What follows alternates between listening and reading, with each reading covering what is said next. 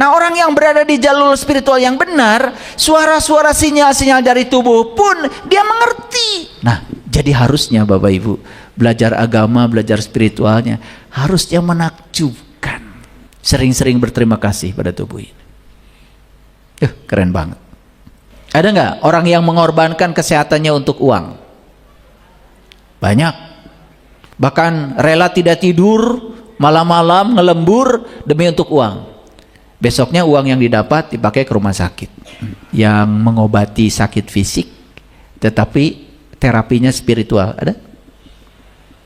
Ada. Di sini. Coba mulai dari situ. Percaya sama saya. Hidup mulai menemukan ketenangan.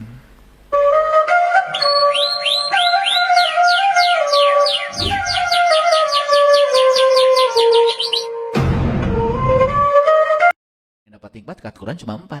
1 para nabi, 2 para siddiqin, 3 para syuhada, 4 para solihin. Stop. Gak ada konglomerat. Gak ada orang yang punya rumah baru. Gak ada orang yang tanahnya luas. Gak ada. Cuma 4 aja. Nah, kita ini sering liar pikiran kita. Kenapa? Karena kita belajar tidak fokus pada Al-Quran. Yang luar biasa lagi nih, ketika diajarkan sesuatu yang berbeda padahal dari Quran, nolak pikiran kita. Tidak berlapang dalam majelis. Karena beda dengan pemikiranmu selama ini. Lanjut.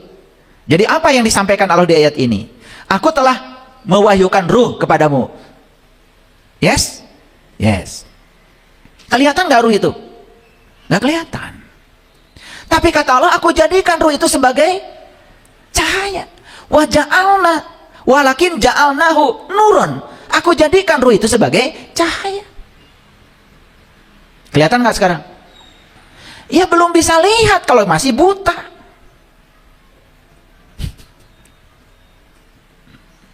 Tapi begitu terbuka mata kalbunya bisa lihat. Sehingga pengalaman melihat itu diabadikan oleh Imam Al-Ghazali dalam satu kitab namanya Mishkatul Anwar. Allahu nurus samawati wal ar, masalu nurihi kamishkatin fiha misbah. Tuh, dan seterusnya. Merinding.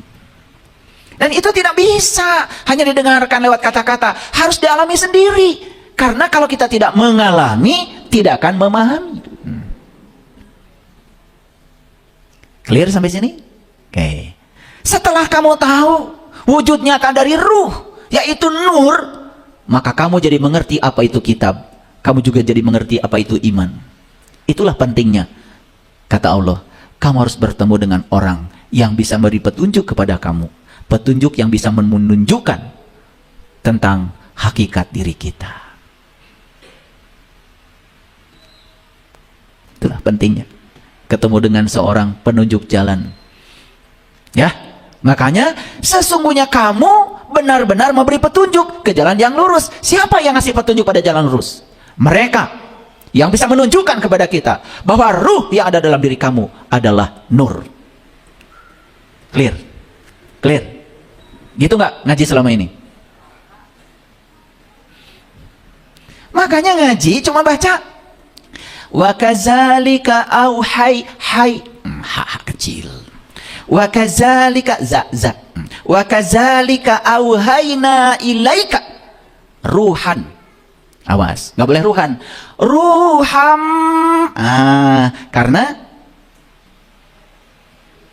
Karena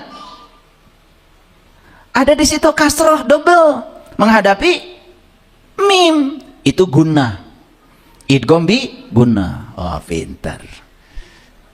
Makanya begitu selesai membacanya tertib, sudah aja ditinggalkan. Pesan di bawah, di belakangnya apa? Nggak ngerti. Langsung besok jadi guru. Buka majelis taklim di rumah. Wa kadzalika auhayna 5 harokat.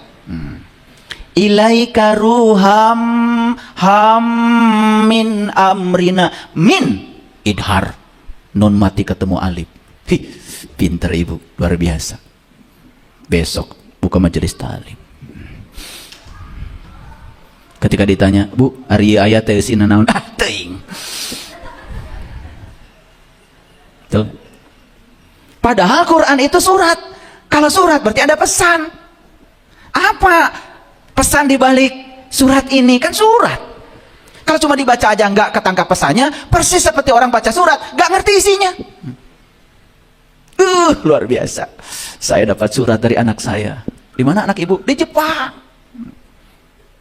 Senang ibu? Senang banget. Ini surat dibawa-bawa terus. Nah, untuk ibu isinya eta ti suratnya. Begitu dibuka, dah hurufna kayak huruf kanji. Huruf kanji teu ngarti, bahasa Jepang komo. Cuman itu surat dari anaknya di Jepang. Ibu itu teriak-teriak senang banget dapat surat dari anak. Begitu disampaikan pada orang yang ngerti huruf kanji, dipamacakeun tak. Ternyata isu suratnya, anaknya baru saja mengalami kecelakaan. Jingkrak-jingkrak lagi kayak ibu itu. Kira-kira apa? Cerik tak? Nah, hari tadi tercerik, datang ngerti. Betul nggak? Makanya kalian mah hebat. Setiap baca Quran, tenang aja. Betul nggak? Iya, kalian mah tenang. Alhamdulillah ya. Nggak ada beban. Nggak ngerti. Hebat. Yang penting tamat ya. Saya nih baca Quran, ngerti bahasa Arab. Begitu saya ngerti isinya, wa kadzalika auhayna ilaika ruham min amrina. Demikianlah kami wahyukan kepadamu ruh dengan perintah kami. Timbul pertanyaan, gimana cara mewahyukannya? Yang mana ruh? Rasanya saya belum pernah nerima. Kan gitu. Kalau timbul pertanyaan. Kemudian kata Allah, ma kunta tadri mal kitab walal iman walakin ja'alnahu nuran nahdi bihi man nasya. Sesungguhnya kamu tidak mengetahui apa itu kitab, kamu juga tidak mengetahui apa itu iman, tetapi kami jadikan ruh itu sebagai cahaya. Timbul pertanyaan, ya Allah, sampai hari ini saya belum lihat ruh sebagai cahaya. Gimana ya Allah cara melihatnya? Kan timbul pertanyaan. Timbul nggak Bapak Ibu pertanyaan baca ayat ini? Tuh kamari mah. Betul nggak? Kakak rasote ayeuna. Betul nggak? Di bejaan. Dasar tukang nyontek. Makanya Bapak Ibu anteng ya. Baca ayat ini selesai. Alhamdulillah. Allahumma arhamna bil Quran. Udah. Yang penting mah. Udah aja. Ditanya ibu tadi ngawas naon? Teuing naon. Surat naon, ayat naon, eusina naon? Teuing teu nyaho. Luar biasa. Hebat. Luar biasa enggak? Luar biasa. Itu bedanya kalian dengan saya. Lanjut. Oke, ini masih dasar-dasarnya. Dalam Quran surat Jin, surat ke-72 ayat 16. Wa allawistaqamu ala tariqat la asqainahum ma'an godako. Dan barang siapa dan bahwasanya jikalau mereka tetap berdiri tegak, wa allawistaqamu istiqomah. Barang siapa yang berdiri tegak di atas jalan itu, ala tariqat la asqainahum ma'an godako, maka kamu akan benar-benar, maka kami akan memberikan minum kepada mereka air yang sangat segar. Itu kata Allah. Jadi kata Allah, dan bahwasanya jikalau mereka tetap berdiri tegak di atas jalan itu, benar-benar kami akan memberi minum mereka dengan air yang segar. Ini bahasa mutasabihat. Air yang dimaksud di sini jelas, bukan air sekedar untuk menghilangkan haus. Dan ini bukan sekedar cerita tentang diri yang luar, tapi ini cerita diri yang dalam. Diri yang dalam itu sudah dikatakan di ayat sebelumnya, kan wujudnya ruh, wujudnya nur. Kalau ruh itu wujudnya nur, makanan ruh juga pasti nur. Setuju? Oke. Makanya siapa saja yang sudah bisa tahu siapa jati dirinya, maka dia tahu apa makanan terbaik buat dirinya. Maka lama-kelamaan dia akan merasakan kesegaran. Hidup penuh dengan kedamaian, hidup penuh dengan ketentraman. Kan timbul pertanyaan, kok saya sudah umur segini masih gampang marah, masih gampang tersinggung, masih tidak bisa menerima kenyataan hidup, masih uring-uringan, Masih mencoba mengendalikan sesuatu yang tidak bisa dikendalikan. Tidak tahu jati diri saya siapa, mana yang bisa dikendalikan, mana yang bisa dipertahankan, mana yang harus dilepaskan. Gak tahu. Apa akibatnya? Menderita. Padahal harusnya di usia seperti ini kita sudah meminum air yang segar. Loh, kok saya sudah berspiritual lama, saya sudah beragama lama, tapi kok saya tidak merasakan kesegaran dalam beragama? Kalau menurut Allah, siapa saja yang teguh pendirian dalam satu jalan, harusnya dia sudah meminum air yang segar itu. Kemana air yang segar itu? Di mana air yang segar itu? Belum ketemu sampai sekarang. Tuh, karena tidak pernah bertanya. Oke, jadi 3 ayat ini menjadi dasar untuk kajian kita hari ini. Yuk kita ulangi lagi kajian tadi apa? Apakah kita sudah berada di jalur yang benar atau belum? Kalau kita sudah berada di jalur yang benar, berarti 1, derajat kita harusnya lebih tinggi dong. Karena kata Allah, Allah akan mengangkat derajat orang yang beriman dan berilmu. 2, harusnya kita sudah tahu jati diri kita yang sesungguhnya. Bahwa ruh yang Allah tiupkan ke dalam diri kita, wujudnya adalah nur, kata Allah. Ya toh? Kalau sudah tahu wujud nyata diri sejati kita, kita tahu makanan terbaik buat diri kita. Kalau sudah tahu makanan terbaik buat diri kita, harusnya di perjalanan kita menempuh kehidupan ini, kita harus menemukan air yang segar itu untuk jiwa kita. Nah, kalau belum menemukan, berarti pekerjaan kita, PR kita masih terlalu banyak. Bapak Ibu, bisa membaca Al-Quran, bagus tajwidnya, bagus lagunya, bagus makhrajnya, bagus idgomnya, bagus ikhfanya, bagus idahnya, bagus. Tapi itu belum apa-apa. Itu adalah aksesoris luarnya agama. Ya tentu saja, yang namanya ngaku umat Islam, kitab sucinya adalah Al-Quran, harus tahu dong cara membacanya. Tetapi tahu tata cara membaca, itu belum apa-apa. Saya cuma mengingatkan aja, belum apa-apa. Oke, bisa dilanjutkan? Sudah jelas dasarnya? Yes, sekarang kita akan lari dengan kecepatan 60 km per jam.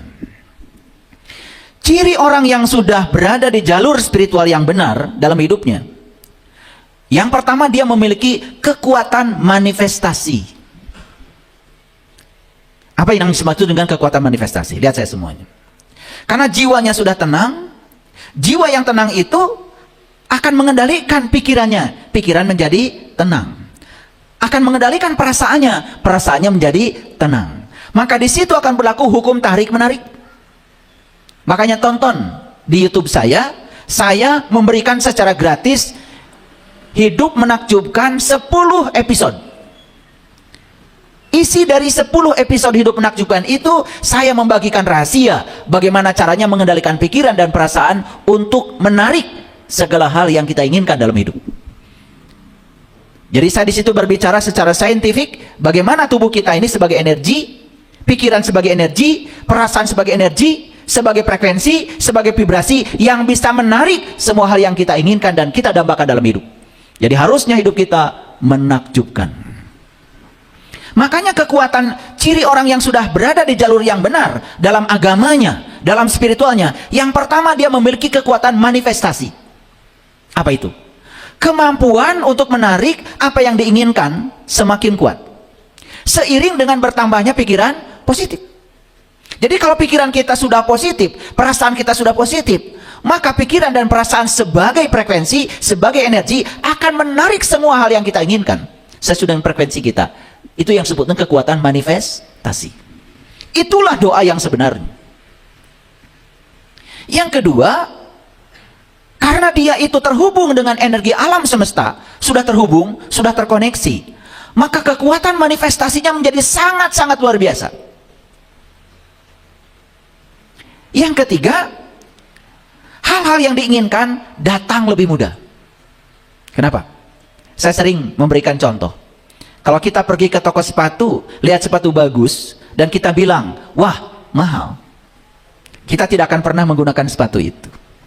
Tapi kalau kita bilang, besok saya datang lagi, pasti ada duitnya untuk beli ini.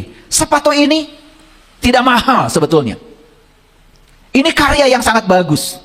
Bahkan saya tidak bisa membuat karya sebaik ini. Kalau saya membeli sepatu ini dengan harga yang tinggi, hitung-hitung saya menghargai orang yang menciptakan sepatu ini. Nggak mahal sepatu ini. Kalau berpikir seperti itu, kita punya peluang untuk datang lagi dan menggunakan sepatu itu.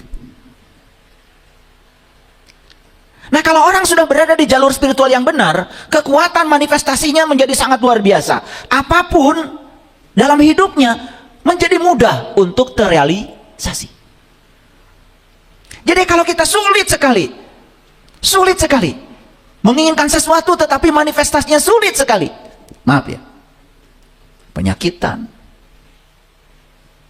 miskin, serba kekurangan, banyak konflik. Hati-hati, itu bukan takdir.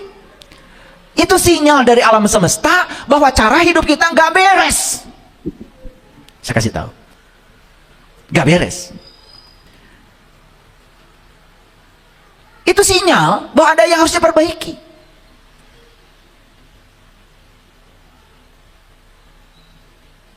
Setiap ada peluang yang datang, kita abaikan. Sehingga menyebabkan pencapaian pribadi kita juga tidak pernah mengalami kemajuan. Yang keempat, karena kita sudah selaras dengan energi yang mengelilingi kita. Sudah selaras nih, lihat saya semuanya. Apa yang mengelilingi kita saat ini? Kan ruang kosong. Dan ruang kosong ini yang menghubungkan kita dengan semua makhluk di alam semesta ini. Setuju? Kita terhubung nggak dengan orang Amerika sekarang? Dengan apa? Dengan ruang kosong ini. Dan ruang kosong ini jangan dikira kosong loh. Ruang kosong ini adalah ruang energi, ruang penciptaan, tempat semua ciptaan terjadi. Taruh bunga di ruang kosong ini, tumbuh. Kita cuma ngasih pupuk, itu fisiknya. Tetapi siapa yang menumbuhkan? Ada kecerdasan di ruang kosong ini yang membuat bunga itu berwarna-warni bisa tumbuh. Kita lupa dengan itu semua. Jadi ciri yang pertama apa? Kekuatan manifestasi. Ciri yang kedua, seseorang yang sudah berada di jalur yang benar dalam spiritualnya memiliki energi yang tak terbatas. Maaf ya, Bapak Ibu, terlalu banyak istirahat, gampang lelah, selalu defisit energinya, tidak energetik hidupnya. Hati-hati ya, ketika kita gampang lelah, malas, mager, itu ada yang salah sebenarnya dengan kehidupan kita. Kita tidak berada di jalur yang benar itu hidupnya. Kalau kita berada di jalur yang benar, energi kita tuh tanpa batas. Tanpa batas. Saya yakinkan, saya bicara pengalaman pribadi saya. Kegiatan saya dalam sehari luar biasa banyaknya. Dan tidur saya cuma beberapa jam saja.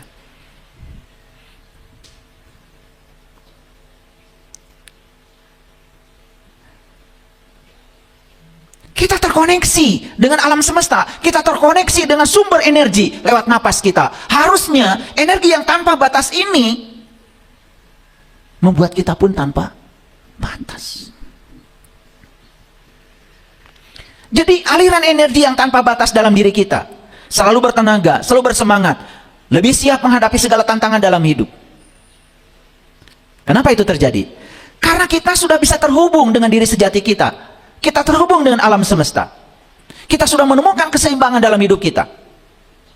Bahkan tugas-tugas yang terasa berat pun, kalau orang sudah punya spirit yang kuat, itu terasa ringan saja. Bukan sekedar energi yang tanpa batas, tapi dia mudah sekali memberikan energi yang positif pada lingkungannya, pada orang lain. Sederhana Bapak Ibu, kalau anak kita, pasangan hidup kita, tidak merindukan kita saja, itu ada masalah dengan energi kita. Tapi kalau energi dalam diri kita sudah positif dan tanpa batas, perhatikan saya, kita bukan sekedar menjadi energetik buat diri sendiri, tapi kita selalu membuat orang lain juga di sekitar kita menjadi penuh dengan semangat. Selalu menjadi sumber inspirasi bagi orang lain. Yang ketiga, daya tarik pribadi yang meningkat. Ciri orang yang sudah berada di jalur spiritual yang benar, daya tarik pribadinya meningkat.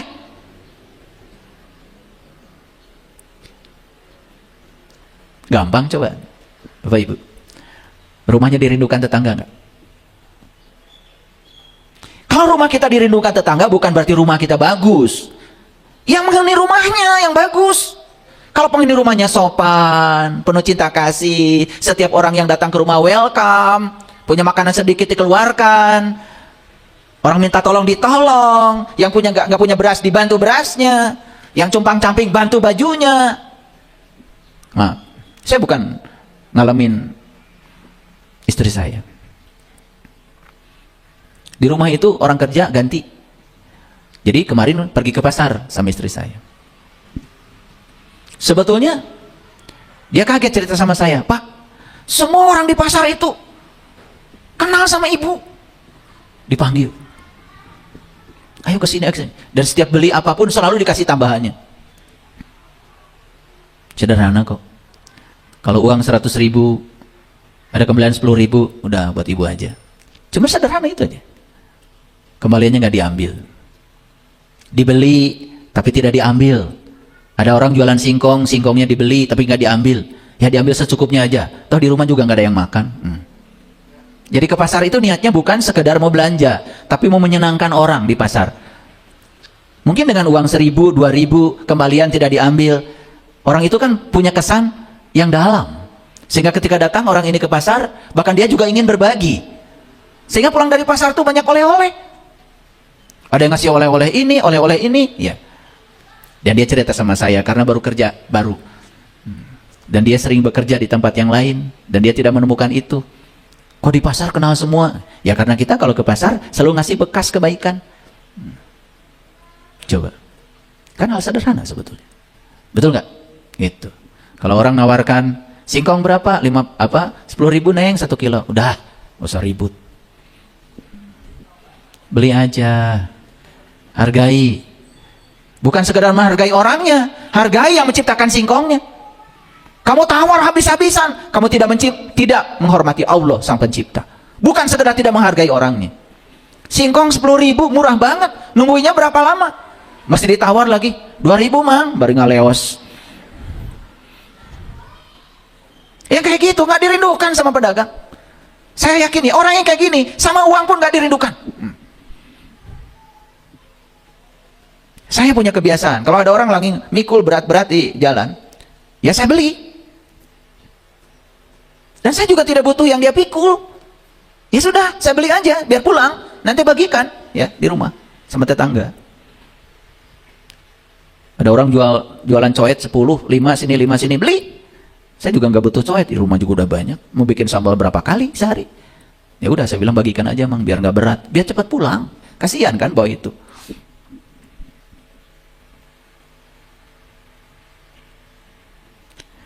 Ada daya tarik pribadi yang meningkat. Orang mulai tertarik kepada kita, ada aura positif yang dipancarkan. Bahkan orang mulai berani kepada kita. Listrik nggak kebayar, datang kepada kita, itu bagus. Bagus itu. Kalau orang mulai berani kepada kita, berarti kita ini auranya bagus. Kalau orang nggak berani, ya Allah, saudaranya aja nggak berani datang, kenapa? Kalau datang ke rumah kita udah monyong. Boro-boro mau minta bantuan bayar listrik, betul nggak? Udah monyong, udah gitu ngeluarin kata-kata yang nggak sedap. Berapa juz pun kamu baca Quran setiap hari, kalau aura positif pun nggak ada yang salah tuh.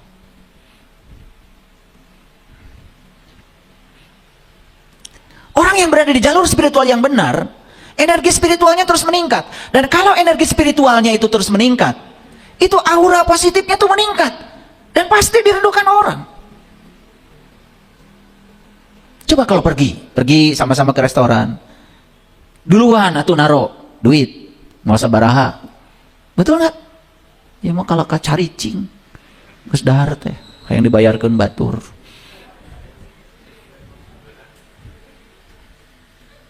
Bayar duluan, taruh kartu ATM-nya, ya, berani menyenangkan orang sekali-kali. Cari cing, yang gratis, wae. Mental miskin itu.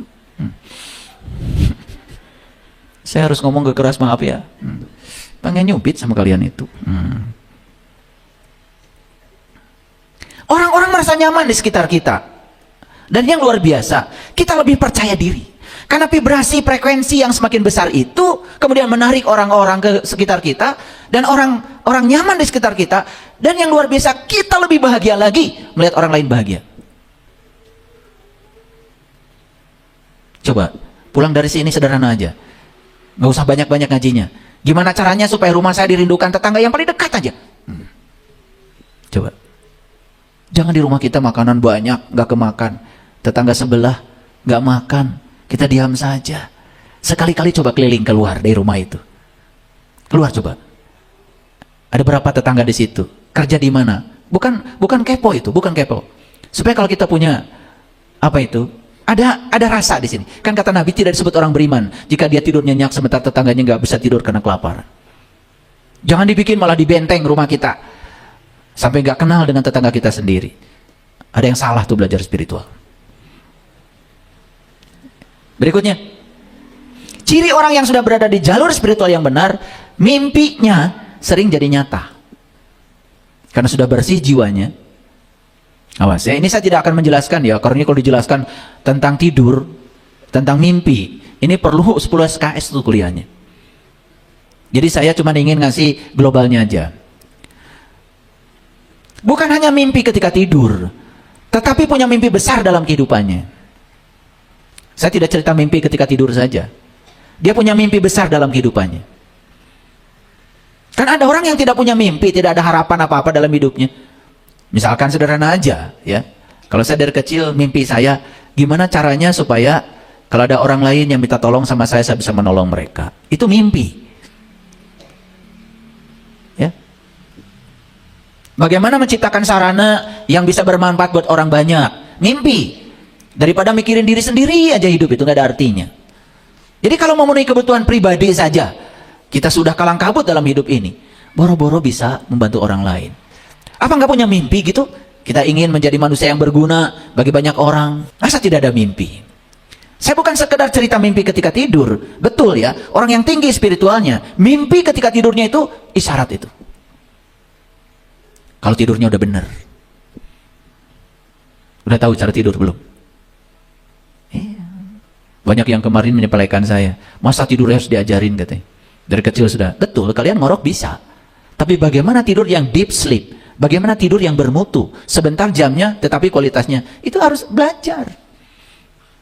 Dan orang-orang yang kacau pikirannya, tidurnya pasti kacau. Orang yang kacau tidurnya, pasti hidupnya kacau. Kacau itu. Kualitas hidup seseorang itu bisa dilihat dari kualitas tidurnya. Apalagi tidur harus pakai obat. Wah, udah kacau itu.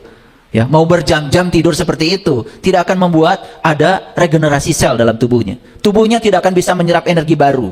Ketika bangun lelah, tidak semangat. Banyak orang yang tidur. Ya, segala sakit. Mau turun dari tempat tidur aja segala karaos. Ya kan? Pasti itu ada yang salah. Kan saya bilang ya, tempo hari di kajian ini, sehat itu bukan berarti tidak sakit. Sehat itu adalah seringan anak kecil. Anak kecil coba bangun tidur, langsung loncat dari tempat tidur. Nah, kalau bisa begitu itu sehat namanya. Kalau tidur kita sepulas anak kecil itu sehat itu. Kalau tidur aja harus pakai ini, pakai itu. Harus dipencetan dulu. Wah, repot. Banyak upacaranya. Ya. Segala aspirasi yang dulu terasa jauh dan kita tidak percaya untuk mencapai itu, jadi mudah untuk dicapai. Mimpi semakin jelas dan penuh makna. Ini yang saya bicarakan adalah mimpi ketika tidur. Jadi mimpi itu bimbingan itu. Kalau sudah bersih, kalau sudah di jalur spiritual yang benar, lebih terbuka terhadap sinyal-sinyal dari alam semesta yang memandu. Jadi dia itu bisa berinteraksi dengan alam semesta dan semua sinyal-sinyal dari alam semesta itu dijadikan sebagai panduan. Gitu. Nah, kemudian ciri orang yang sudah berada di jalur spiritual yang benar, persepsi ekstrasensorinya naik. Misalnya, mulai merasakan atau mengetahui hal-hal yang melampaui indera fisik. Mengetahui hal-hal yang belum terjadi. Tapi dia kemudian tidak jadi praktek, jadi peramal. Malah yang praktek jadi peramal itu diragukan. Orang yang spiritualnya bersih, spiritualnya bagus, jiwanya sudah kinclong, itu punya kemampuan melampaui batas waktu dan ruang. Sehingga ketika dia mengetahui hal-hal yang belum terjadi, itu pun bukan untuk dipasarkan, dimarketkan pada orang lain. Itu sekedar petunjuk buat dirinya sendiri.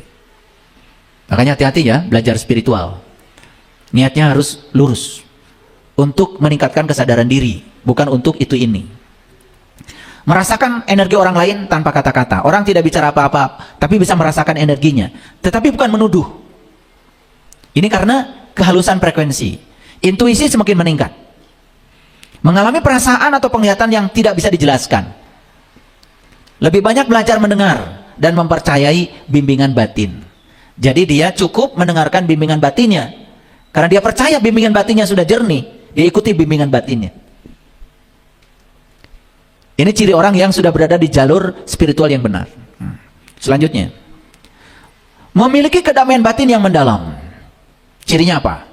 Meskipun kehidupan penuh tantangan, mulai merasakan ketenangan yang tidak tergoyahkan. Ya, jadi kalau di luar itu ribut banget, tantangannya banyak, tapi kita sudah tenang aja di dalam, itu sudah benar tuh belajar. Kalau di luar ribut, ikut juga ribut, malah jadi sumber masalah baru. Nah, itu ada yang keliru tuh belajar spiritualnya. Merasa lebih terhubung dengan diri sendiri. Jadi dia asik dengan dirinya sendiri. Orang yang sudah asik dengan dirinya sendiri, tidak peduli penilaian orang lain. Hidupnya tidak perlu persetujuan siapapun. Sudah asik dengan dirinya sendiri. Lebih mudah menerima perubahan dan ketidakpastian. Apapun yang berubah, situasi di luar, udah, nggak usah dikeluhkan. Karena hidup itu kan perubahan.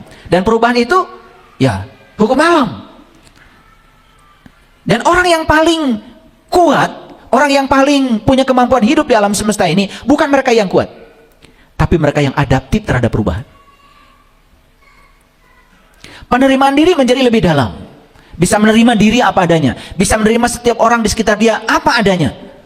Dia tahu mana yang bisa dikendalikan, dia tahu mana yang tidak bisa dikendalikan. Dan kita ini selama ini menderita karena apa? Mencoba mengendalikan sesuatu yang jelas-jelas tidak bisa kita kendalikan. Kita tidak bisa mengendalikan orang lain, tidak bisa mengendalikan pikiran orang lain, tidak bisa mengendalikan mulut orang lain. Orang lain mau bicara apa, orang lain mau berpikir apa tentang kita, itu urusan dia dengan dirinya sendiri. Nggak ada urusan dengan kita. Kalau oleh kita tidak diizinkan, selesai. Kebergantungan pada dunia luar semakin kecil. Ya. Jadi jangan menjadi manja, dikit-dikit bergantung pada orang lain.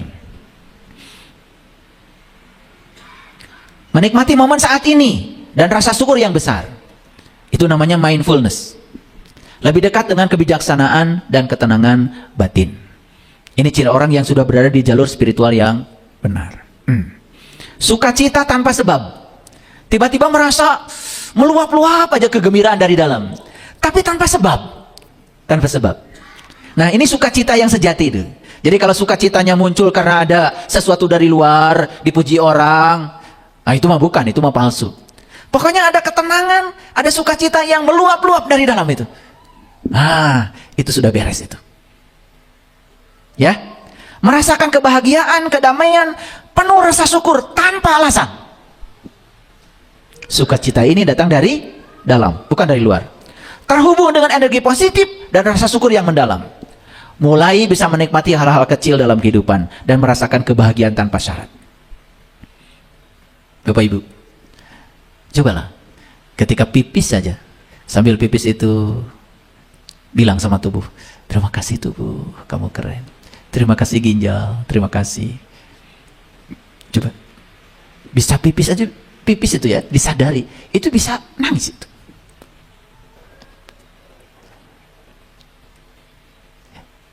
Saya pipis itu, saya pejamkan mata, kemudian saya berterima kasih pada seluruh organ yang berjasa mengeluarkan kotoran itu. Lancar pipis. Ya. Memiliki kemampuan mempertahankan harga diri. Nah ini nih ya, orang yang berada di jalur spiritual yang benar, dia memiliki kemampuan mempertahankan harga diri. Siapa yang mempertahankan harga diri kita kalau bukan diri kita sendiri? Betul gak? Tetapi lihat orang-orang yang mohon maaf, yang masih palsu belajar spiritualnya, mempertahankan harga diri aja, dirinya yang paling berharga aja dikorbankan oleh dirinya. Bahkan dia menghinakan dirinya sendiri dengan melakukan tindakan-tindakan yang melukai dirinya sendiri. Maaf ya. Ada orang yang rela mencuri hak orang lain, ketahuan, namanya korupsi. Itu sebenarnya dia tidak bisa mempertahankan harga diri itu. Kalau orang yang punya harga diri tidak mau dijual dengan harga yang tidak pantas. Tanpa menghargai diri sendiri, perhatikan, hidup akan berantakan. Ulangi ya, tanpa menghargai diri sendiri, hidup akan berantakan. Mempertahankan harga diri itu bukan ego, tetapi ini soal integritas. Integritas itu adalah hubungan kita dengan diri kita sendiri, bukan soal hubungan kita dengan orang lain. Kan ada ya, orang berani untuk menyogok supaya anaknya bisa diterima jadi siapa, ya toh? Berani menyogok supaya dia dapat proyek. Itu sebetulnya sudah menghancurkan harga dirinya itu.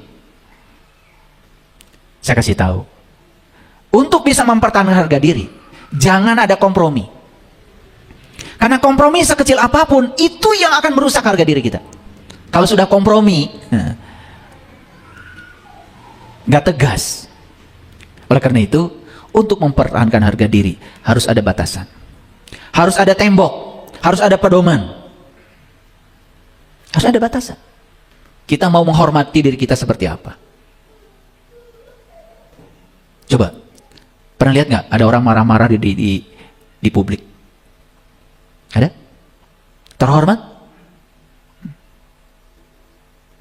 Ada orang berkata buruk di hadapan publik, mengeluarkan kata-kata yang keluar dari norma.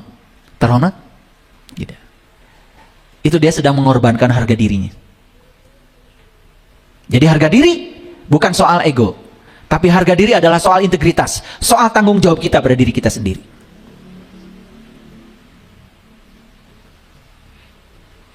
Jadi mempertahankan harga diri bukan tentang orang lain menghargai diri kita, tetapi tentang kita menghargai diri kita sendiri. Maaf ya, gak usah pusing orang lain mau menghargai kita atau tidak. Yang paling tahu diri kita adalah diri kita sendiri. Justru yang harus dipusingkan adalah kalau kita sudah tidak bisa menghargai diri kita sendiri.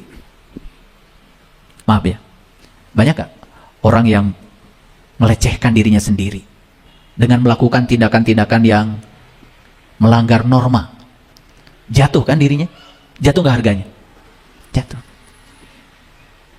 Nah, ciri orang yang sudah berada di jalur spiritual yang benar, dia punya kemampuan mempertahankan harga diri.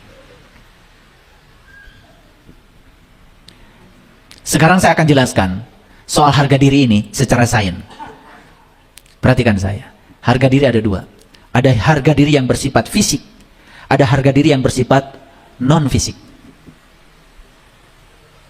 Nah sekarang secara sains, tentu saja sains tidak bisa menjangkau yang non-fisik. Sains itu observable. Dia hanya bisa mengobservasi yang bisa diukur. Itu sains. Perhatikan tubuh kita. Berharga nggak? Berharga? Oke. Apa sih tubuh ini? Tubuh ini kelihatan hanya seonggok daging. Seonggok daging yang hangat, yang berlapis kulit tipis. Disangga oleh tulang, dijahit oleh sekumpulan otot dan saraf, didukung oleh saluran darah, dan ditopang oleh organ dalam yang bekerja tanpa lelah. Kelihatannya tubuh kita itu fisik aja. Tapi coba kita masuk lebih dalam. Saya punya tulisan dari Royal Society of Chemistry, ya, RSC. Ini basisnya di London, di Inggris. Ini tulisan 2013. Jadi RSC itu pernah menghitung unsur pembangun manusia secara material, ya, secara material.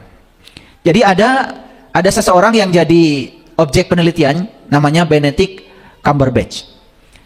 Ini objek penelitiannya usianya 48 tahun.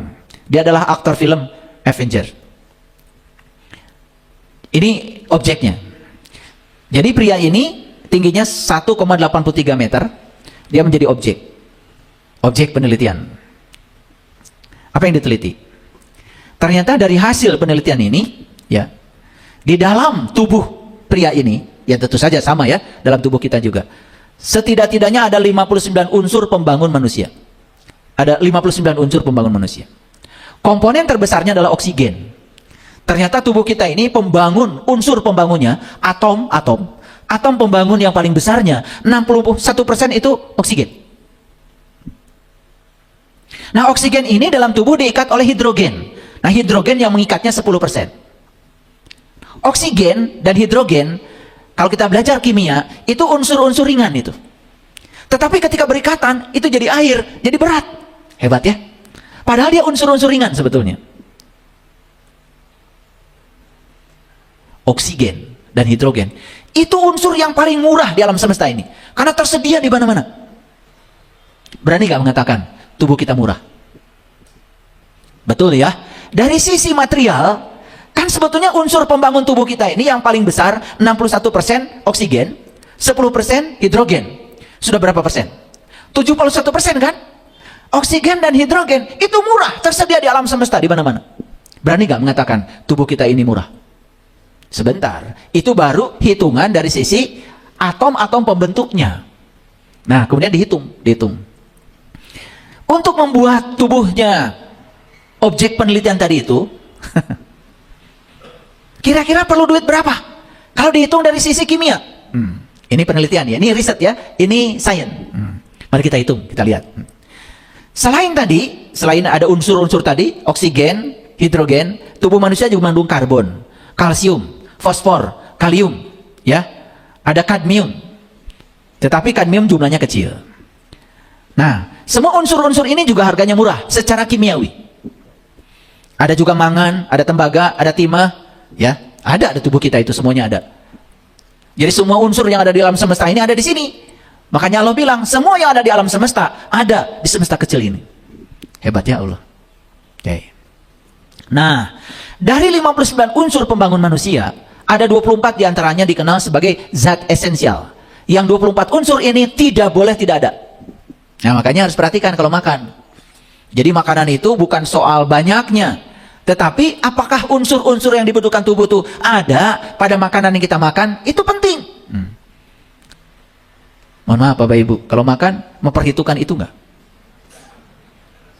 Apa aja yang dihadapan disantap aja? Itu sudah mulai itu tidak menghargai diri. Kalau menghargai diri, harusnya tahu diri. Makanan apa yang dibutuhkan oleh saya? Bahkan sekarang ada diet makan sesuai dengan golongan darah.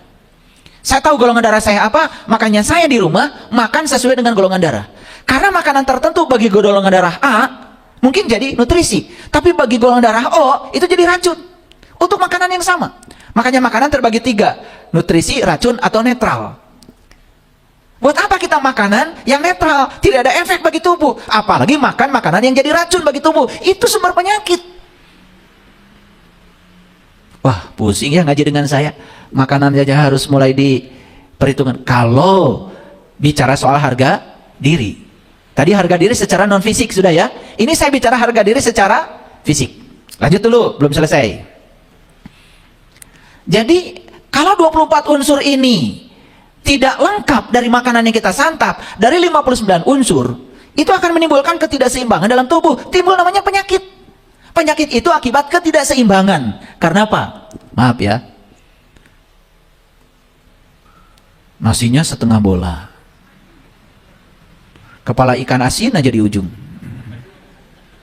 Gitu? Udah gitu, ditambah lagi Indomie. Dikasih nasi. Ya bukan jelek sih, tapi kan isinya karbo semua.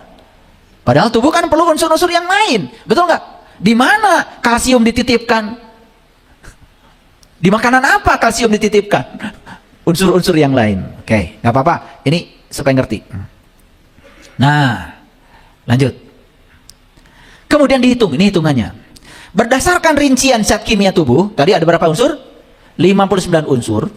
Dan setiap unsur punya harga. Pergi ke toko kimia itu ada harganya. Oksigen berapa 1 liter, hidrogen berapa 1 liter. Nah, untuk membuat tadi artis Avengers itu yang usulnya 48 tahun itu dibutuhkan material berapa banyak? Kalau diuangkan berapa? Nah, sampai dihitung. Ini riset, Ternyata RSC menimbulkan harga untuk membangun tubuh manusia yang tingginya 1,83 cm tadi itu, ya, Benedict Cumberbatch ini diperlukan dana 151.478,46 USD. Jadi kalau dihitung pakai, ini tahun 2013 ya. Tahun 2013 dolar, 1 dolar Amerika 12.000. Jadi kalau dikalikan itu sekitar 1,8 miliar. Jadi untuk ini ada yang tingginya 183 cm di sini, ada. Nah, yang mau dibikin setinggi itu perlu zat kimia untuk membangun itunya.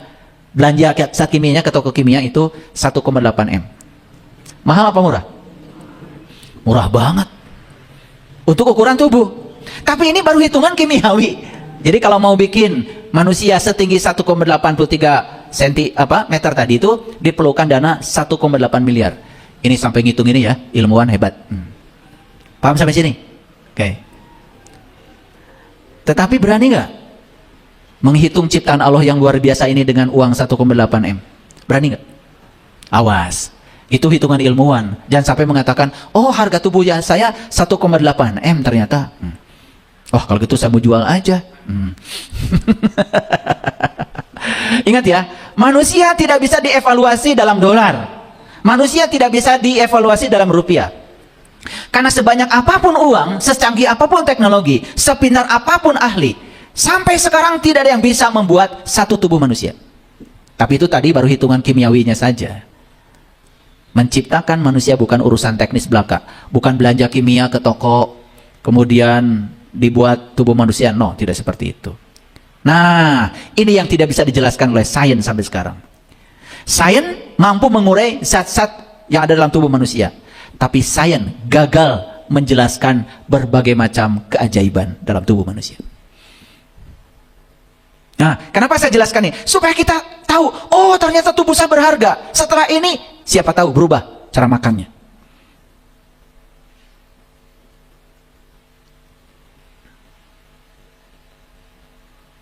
Bayangkan Bapak Ibu, dalam 1 detik tubuh kita ini bisa membuat 1 juta sel darah merah dalam 1 detik. Dalam 1 detik ya, bisa membuat 1 juta sel darah merah, dan sel darah merah ini langsung disebar ke seluruh tubuh, dan itu yang menyebabkan manusia bisa bertahan hidup. 1 detik berapa juta? 1 juta sel darah merah dalam 1 detik. Bisa? Dikaitkan dengan harga yang 1,8 M tadi?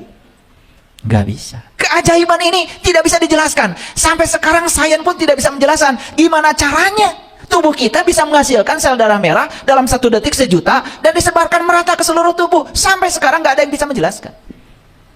Mulai terasa tubuh ini berharga? Mulai terasa?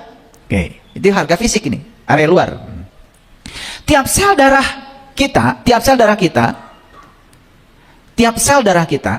nih, sel darah kan muter terus lewat pembuluh darah. 1 sel darah kita ini mengelilingi tubuh kita itu 150.000 kali dalam sehari. Jadi sel darah itu kan ke jantung, dari jantung keluar pembuluh darah, terus masuk ke sini. Nah, terus berputar, memberi kehidupan pada seluruh anggota tubuh kita.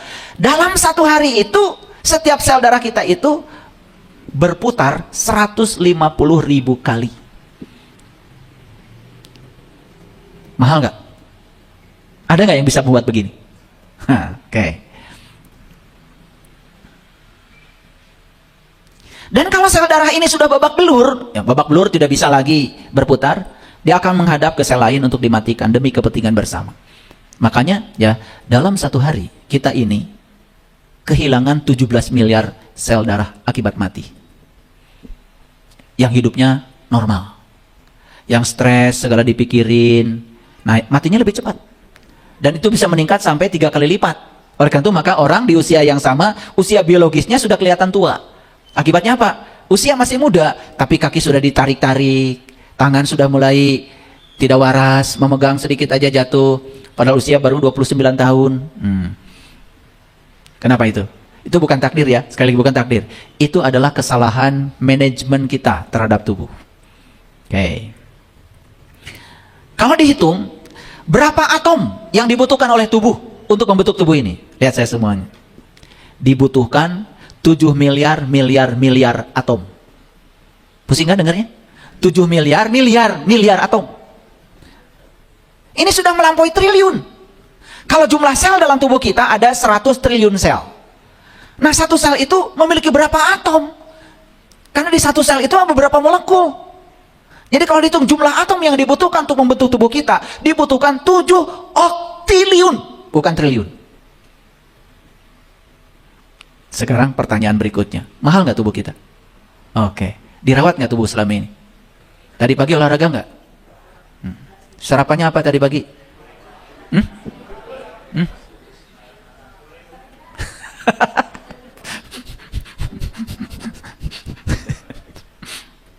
Ya, jam 6 kupat tahu ya. Jam 7 nasi goreng ya. Jam 8 mie ayam. Jam 9 gehu, bala-bala. Jam 10 cireng ya. Jam 11 cilok ya. Itu. Jam 12 mie baso ya. Baru makan nasi. Waduh, luar biasa ya. Kapan istirahatnya ya? Aduh, ya. Makanya gimana nggak parah tubuh ini ya? Karena ini nggak berhenti-berhenti ya, terus ya. Padahal tubuh ini ya perlu 8 jam itu untuk memproses satu makanan yang dimasukkan. Ya. Saya hanya berani pagi-pagi minum jus. Terus saya makan jusnya jus 8. Jus 8 itu isinya ada 8 di jus ya, di jus. Apel Malang, Sunkist, wortel, bawang bombay, jahe, kunyit, nanas, madu. Tuh, jus. Itu minuman saya setiap pagi. Habis olahraga saya minum itu. Setelah itu saya makan 3 jenis buah. Yang harus ada selalu avocado, alpukat, bisa divariasi dengan buah naga, dengan pir, atau apa saja. Tapi alpukatnya selalu ada. Setelah itu saya makan sayur. Sayurnya labu siam, yang kecil tuh, dikukus. Wortel, ya, sama brokoli. Itu bisa divariasi sayurnya. Dah, makan telur rebus aja 1 atau 2. Dah, saya puasa. Saya mau minum aja. Minum aja. Nanti sampai jam 1. Jam 1 baru makan. Ya. Karena banyak energi yang keluar, dah makan yang lengkap. Udah gitu, puasa lagi. Cuman minum air putih. Ya, itu sampai besok lagi. Sampai besok lagi. Jam 6 besok. Jadi malam itu ketika bangun itu sangat mudah. Sangat mudah. Karena kalau di sini banyak yang harus diproses, kan berat. Ya. Tuh. Pagi-pagi olahraga lagi. Oke. Ada nggak manusia yang bisa menciptakan mesin secanggih tubuh kita? Nggak bisa ya? Dalam kondisi normal, tubuh ini bisa bekerja 24 jam sehari, puluhan tahun, bahkan sampai 100 tahun.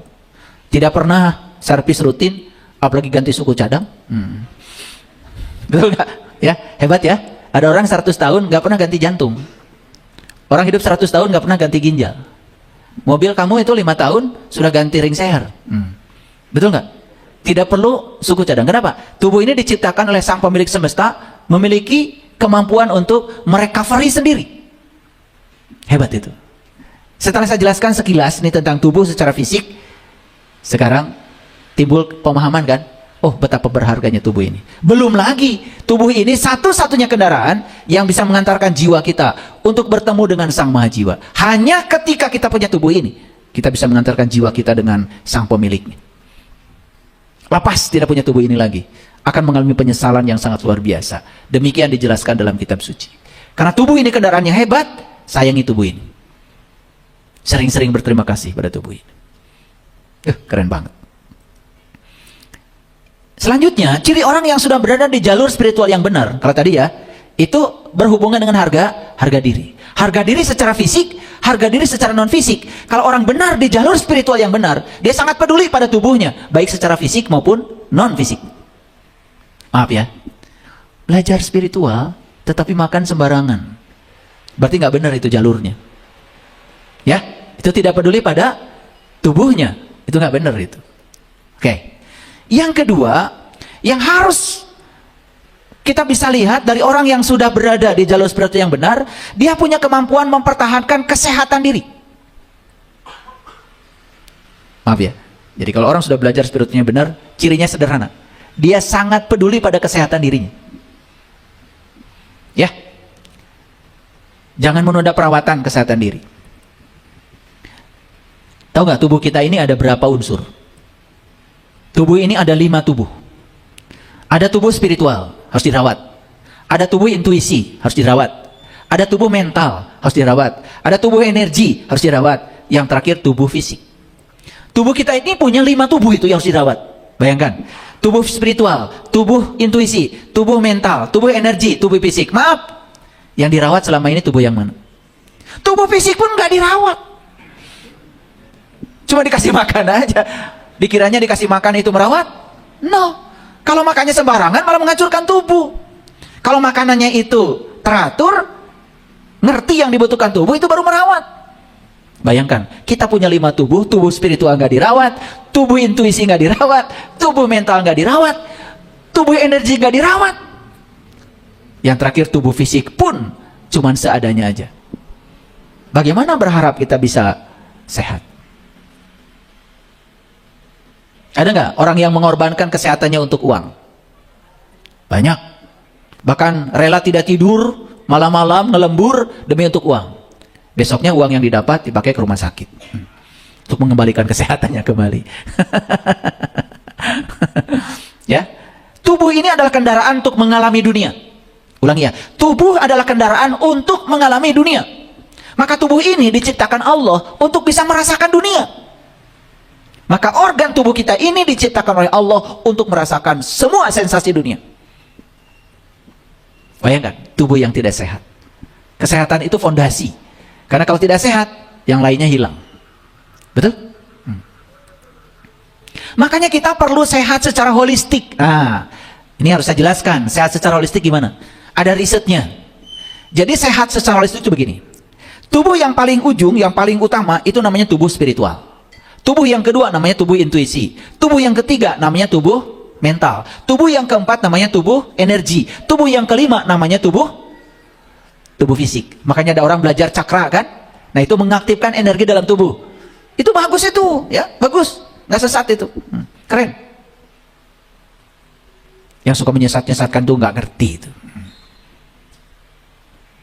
Ulangi, tubuh yang paling utama, tubuh spiritual. Yang kedua, tubuh intuisi. Yang ketiga, tubuh mental. Yang keempat, tubuh energi. Yang kelima, tubuh fisik. Nah, menurut riset, kalau orang sehat tubuh spiritualnya, 4 tubuh yang di bawahnya sehat. Jadi kalau ingin sehat semuanya, yang harus kita sembuhkan pertama kali apa? Tubuh spiritual. Kalau tubuh spiritual, semua tubuh yang lain sehat. Treatmentnya cuma 1, tubuh spiritual. Tapi sehatnya 5. Itu namanya whole. Nah, whole dalam bahasa Inggris itu jadi holistic. Jadi kesehatan holistik itu adalah kesehatan yang peduli pada semua aspek. Kalau begitu, kalau tubuh spiritualnya sudah sehat, saya nggak perlu lagi dong makan sehat. Ini yang keliru. Ya harus dipertahankan kan, betul? Otomatis kan 5-5-nya harus digarap. Tetapi yang paling utama adalah tubuh spiritual. Nah, ada riset yang mengatakan seseorang yang gampang sakit secara fisik, ternyata masalah utamanya adalah di tubuh spiritual. Jiwanya yang harus diperbaiki. Ada nggak rumah sakit yang mengobati sakit fisik, tetapi terapinya spiritual? Ada? Ada. Di sini. Bilang nggak ada sembarangan. Jadi sebetulnya saya ini sedang ngasih pelatihan sehat holistik. Terapi aja tubuh spiritualnya. Terapi aja jiwanya. Makanya tadi saya kenalkan ayatnya. Jiwa itu adalah nur. Makanan jiwa adalah nur. Gimana caranya? Kita harus ketemu dengan yang bisa membimbing kita supaya jiwa ini dapat nutrisi, dapat makanan yang tepat. Jujur. Selama ini jiwa kita dikasih makan nggak? Jiwa tadi apa? Nur. Makanannya apa? Nur. Sudah tahu mulut jiwa sebelah mana? Sudah tahu cari makanan jiwa kemana? Gak tahu. Berarti selama ini jiwa kita dikasih makan. Sekarat nggak? Jiwa kita sekarang sudah sekarat, gak pernah dikasih makan. Bayangkan ya. Mengerikan ya. Jangan menyiksa tubuh dengan diet dan olahraga yang ketat. Ada tuh disiksa tubuh dengan diet yang ketat, olahraga yang ketat. Jangan. Gak usah ketat-ketatan. Prinsip keseimbangan itu yang akan membuat sehat. Kecuali kalau ibu-ibu yang sebelah sini ingin badannya bentuk kayak siapa gitu, kayak ulen gitu ya. Kalau itu tujuannya lain, ingin apa sih istilah anak muda itu? Kalau badannya kayak roti, tahu ya. Nah kalau untuk tujuan itu ya memang harus banyak. Tapi untuk sehat nggak perlu begitu. Nggak perlu diet yang ketat, tidak perlu olahraga yang ketat, dipaksa tubuh malah jadi sakit. Prinsip keseimbangan. Olahraga 30 menit aja setiap pagi. Tapi rutin, karena tubuh ini menghendaki tindakan yang rutin. Itu yang penting. Ya, tahu kapan harus bergerak, tahu kapan harus istirahat. Suka gini nggak? Berdiri kelamaan, pegel. Tahu? Pernah nggak? Pernah. Itu artinya apa? Artinya apa? Tubuh ini pintar ngasih isyarat. Kamu berhenti, udah pegel. Pegel itu tubuh ngasih isyarat supaya kita istirahat. Kan itu sebetulnya. Digugung nggak? Nanggung nih ya. Sayang 100.000. Nah itu ya. Padahal tubuh ini suka bicara nggak? Tubuh ini bicara. Dia ngasih sinyal lelah, dia ngasih sinyal haus, dia ngasih sinyal capek, dia ngasih sinyal pegel. Itu sinyal-sinyal dari tubuh. Praktis kita tidak membacanya.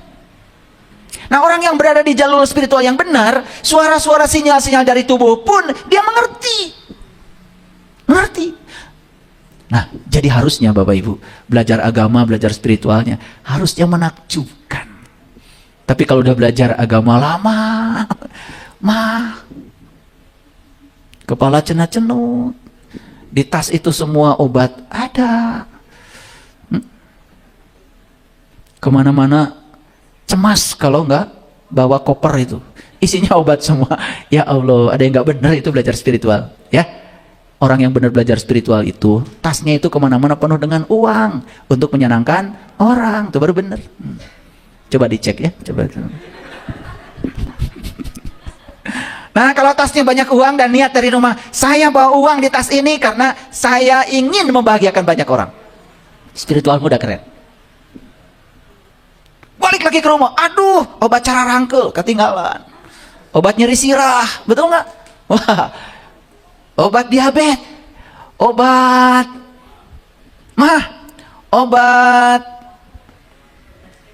apa ya, saya nggak kenal nama-nama obat.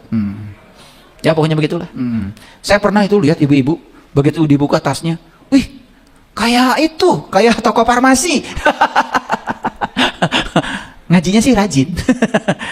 Ngomongin orangnya juga luar biasa. Merawat diri bukan egois, tetapi bentuk tanggung jawab pribadi atas titipan tubuh yang diberikan semesta. Itu syukur. Karena tubuh adalah pelayan bagi jiwa, tubuh adalah pelayan bagi pikiran. Dan satu-satu yang bisa melayani jiwa dan pikiran kita adalah tubuh kita pelayan. Tubuh adalah pelayan yang paling efektif yang bisa melayani jiwa dan pikiran kita. Mulai sekarang, dengarkan sinyal yang dipancarkan tubuh. Jangan terjebak perlombaan. Ya. Jangan terjebak perlombaan yang mengorbankan kesehatan kita. Selanjutnya, banyak nih cirinya. Dicatat nggak? Ciri orang yang berada di jalur spiritual yang benar, dia punya kemampuan mempertahankan prinsip, mempertahankan impian dirinya. Kalau kita punya mimpi, siapa lagi yang bisa mewujudkan mimpi kita kalau bukan diri kita? Tapi kalau kita tidak bisa mempertahankan mimpi kita, gampang larut dengan pendapat orang lain di luar diri kita, tidak akan jadi kenyataan. Impian adalah keinginan mendalam untuk mendapatkan kehidupan yang berwarna. Ada nggak yang punya impian dari Bapak Ibu ini ingin keliling dunia? Ada? Ada? Terus sudah bikin apa hari ini? Makanya kalau mimpi ingin jadi kenyataan, udang sare. Kalau mimpi ingin jadi kenyataan, bangun tidur, gitu aja. Paham? Sekarang saya tanya, ya, ingin keliling dunia, terus sekarang udah bikin apa? Keliling dunia itu berarti kerja nggak? Nggak kerja. Berarti kita harus punya sistem yang tetap bisa menghasilkan uang walaupun tidak bekerja. Sudah dibuat sistemnya. Gimana caranya coba? Walaupun tidak bekerja, uang mengalir terus ke rekening kita. Gimana caranya? Sekarang mah udah banyak. Saya lihat ya, yang mencuri konten-konten YouTube saya aja sekarang udah pada kaya. Ya kan? Kreatif nggak itu? Kreatif. Dikasih judulnya beda, wajah saya diedit. Isinya ceramah saya. Alhamdulillah, nggak apa-apa. Hak cipta ada pada Allah. Semoga berkah. Tapi saya titip, kalau dapat rezeki dari YouTube, ya bagikan pada orang lain yang membutuhkan. Jangan buat diri sendiri aja. Kan nyuri kan? Nyuri konten saya. Nggak apa-apa. Sudah saya bebaskan, bukan diikhlaskan. Ya. Mimpi adalah jalan unik bagi setiap orang. Setiap jiwa memiliki keunikan untuk disumbangkan pada dunia. Apa tidak ingin gitu menyumbangkan sesuatu pada dunia ini? Kan setiap jiwa ini diberi keunikan oleh Allah. Pertanyaan, jiwamu menyumbangkan apa pada dunia ini? Masa nggak punya mimpi? Katakan pada diri sendiri, seperti apa yang diinginkan? Dan bagaimana cara melakukannya? Mimpi mengharuskan kita keluar dari zona nyaman dan mengambil risiko yang lebih besar. Orang yang punya mimpi ingin mewujudkan mimpinya, pasti harus keluar dari zona nyaman. Dan harus berani mengambil risiko. Jangan biarkan orang lain memproyeksikan ketakutannya kepada kita. Jangan hiraukan validasi orang lain. Hambatan terbesar dari tindakan akan memajukan tindakan. Jadi kalau ada yang menghambat tindakan kita, itu artinya kita harus bertindak lebih keras lagi. Kan bagus. Bagus nggak? Bagus. Ciri orang yang berada di jalur spiritual yang benar punya kemampuan mempertahankan nilai-nilai. Karena nilai adalah intisari siapa diri kita. Jangan mengorbankan nilai-nilai kita untuk membungkuk pada kejahatan.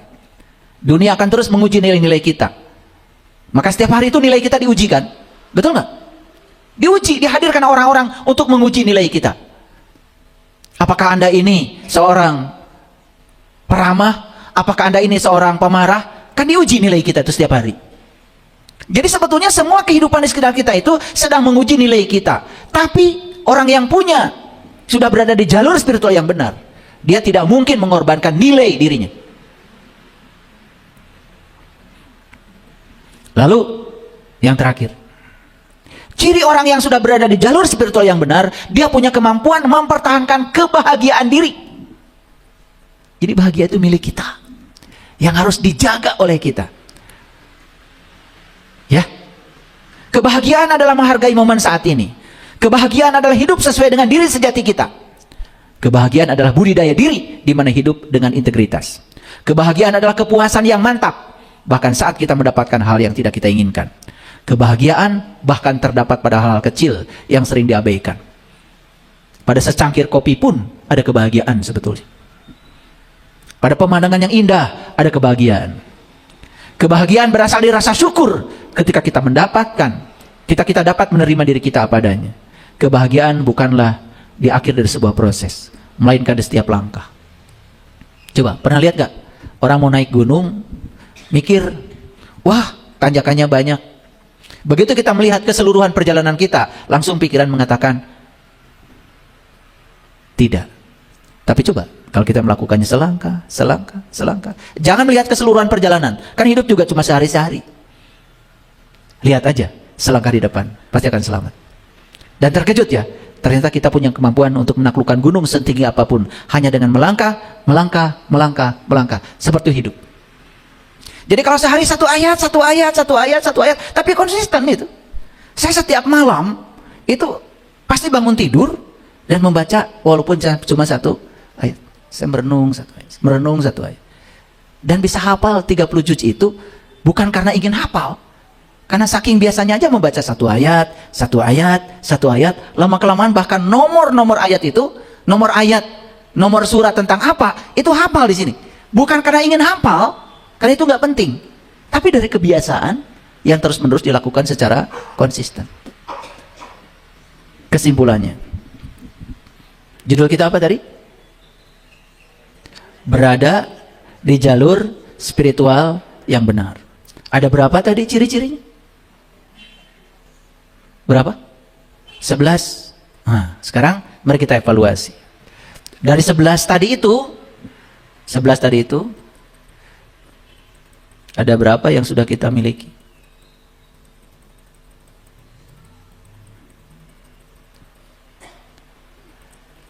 Sudah dihitung? Kekuatan manifestasi,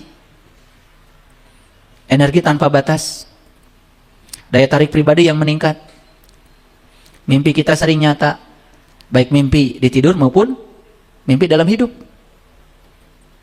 Persepsi ekstrasensori, ya. Ini soal intuisi, intuisi yang hidup, kedalaman batin yang mendalam, sukacita tanpa sebab, kemampuan mempertahankan harga diri, gak mau dijual harga diri pada orang lain, ya, baik secara fisik maupun non fisik, ya. Kemudian apa lagi? Kemampuan mempertahankan kesehatan diri, mulai peduli pada kesehatan. Ada berapa tubuh tadi? 6, 5 ya. Ya. Rawat 5-5-nya. Tubuh spiritual. Sudah tahu caranya? Baru tahu namanya aja hari ini ya. Tubuh spiritual, tubuh intuisi, tubuh mental, tubuh energi, tubuh fisik ya. Ternyata 5-5-nya yang diurus yang mana katanya tadi?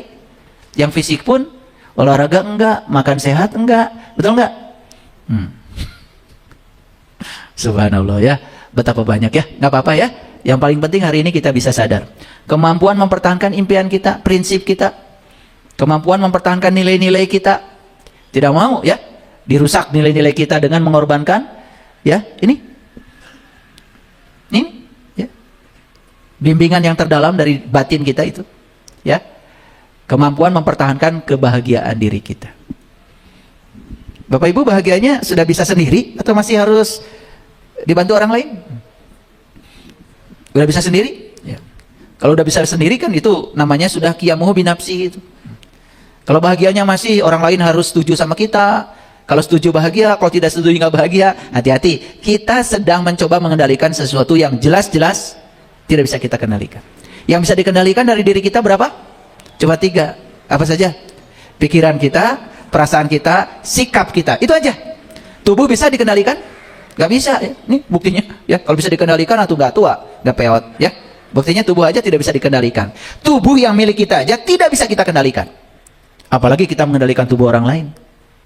Nah, mulai sekarang fokus kepada segala hal yang bisa kita kendalikan. Pikiran, kuasa saya. Perasaan, kuasa saya. Saya mau berpikir seperti apa, mau merasa seperti apa, mau bersikap seperti apa, itu kuasa saya. Coba, mulai dari situ. Percaya sama saya. Hidup mulai menemukan ketenangan. Oh, ternyata sumber masalah saya adalah diri saya sendiri. Karena apa? Pikiran ini dikendalikan oleh orang lain. Tidak dikendalikan oleh diri kita. Perasaan kita dikendalikan oleh orang lain. Sikap kita bahkan dikendalikan oleh orang lain. Jadilah kita orang asing di tubuh ini. Tidak punya kendali yang cukup untuk mengendalikan diri sendiri. Coba mulai dari situ ya. Dari hal kecil. Bagaimana kalau dari 11 itu saya baru punya 1 aja? Gak apa-apa. 1 juga punya. Bagaimana dari 11 itu gak punya 1 pun? Gak apa-apa. Gak ada yang apa-apa. Gak apa-apa. Tetapi segera mulai. Agar memiliki 1 aja indikator bahwa kita berada di jalur yang benar. Ya. Sehat atau yang 5 tadi bagus. Saya kira itu ya kajian kita hari ini. Semoga teman-teman, sahabat-sahabat yang di rumah juga yang mendengarkan kajian ini kajian sangat umum dan berlaku umum. Saya sengaja memberikan tips-tips untuk bisa mengukur apakah saya sudah berada di jalur yang benar atau tidak. Kalau kita tidak berada di jalur yang benar, saya kira sulit untuk bisa memiliki 11 yang saya sampaikan hari ini. Terima kasih. Assalamualaikum warahmatullahi wabarakatuh.